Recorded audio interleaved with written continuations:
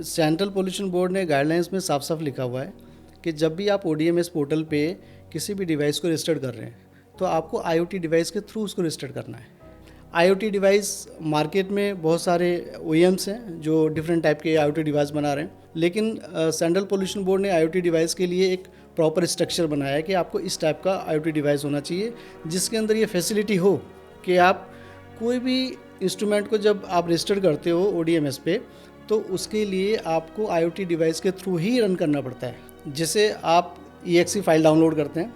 EXE file download करके portal से उसको आप IoT डिवाइस में रन करते हैं तो उसका हार्डवेयर ID ODMS पोर्टल पे रजिस्टर्ड हो जाता है। उसके बाद फिर आप अपने सिस्टम को किसी भी एनालाइज़र को उसके साथ कनेक्ट करते हैं, कनेक्टिविटी होती है, सिस्टम चलता रहता है। इसका मतलब ये हुआ कि फ्यूचर में कभी भी IoT डिवाइस के थ्रू अगर कोई भी मैनिपुलेशन होता है या IoT डिवाइस के अंदर आप कोई चेंजेस करते हो तो सेंट्रल पोल्यूशन बोर्ड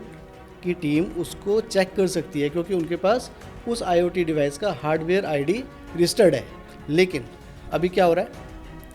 अभी जब हम लोग EXE फाइल को डाउनलोड करते हैं तो वो हम अपने दूसरे सिस्टम पे कर रहे हैं, यानी कि हम अपने PC पे कर रहे हैं या अपने कंप्यूटर पे कर रहे हैं। उस कंप्यूटर पे ही उस EXE फाइल को रन करते हैं और उसके बाद फिर हम लोग उसी सिस्टम से, उसी कंप्यूटर से एक इंस्ट्रूमेंट को हम लोग रजिस्टर कर देते हैं ODMS पे।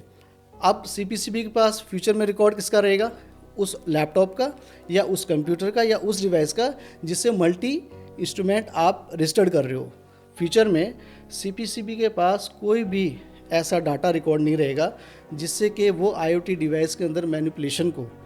कंट्रोल कर सकें या उसको लगे कि हाँ ये एनालाइज़र के अंदर मैनिपुलेशन हो रहा है और हम इसको ऑनलाइन बंद कर सकते हैं। उनके पास कोई भी ID है ही नहीं है। जब उनके पास कोई रिकॉर्ड है नहीं तो उसको बंद कैसे करेंगे। सेंट्रल पोल्यूशन बोर्ड और सारी टीम के लोगों से मेरा एक गुजारिश है कि आप इस पे थोड़ा सा ध्यान दीजिए कि IoT डिवाइस से ही ODMS पोर्टल पे किसी भी इंस्ट्रूमेंट को रजिस्टर्ड किया जा रहा है कि नहीं, कि एक दूसरी मशीन यानी कि एक किसी लैपटॉप से, कॉमन लैपटॉप से मल्टी डिवाइसेस को रजिस्टर्ड किया जा रहा है। तो ये बहुत इंपॉर्टेंट पॉइंट है और मेरा आपसे गुजारिश है कि आप इस पर बहुत गहराई से ध्यान दीजिए। अदरवाइज़ फ्यूचर में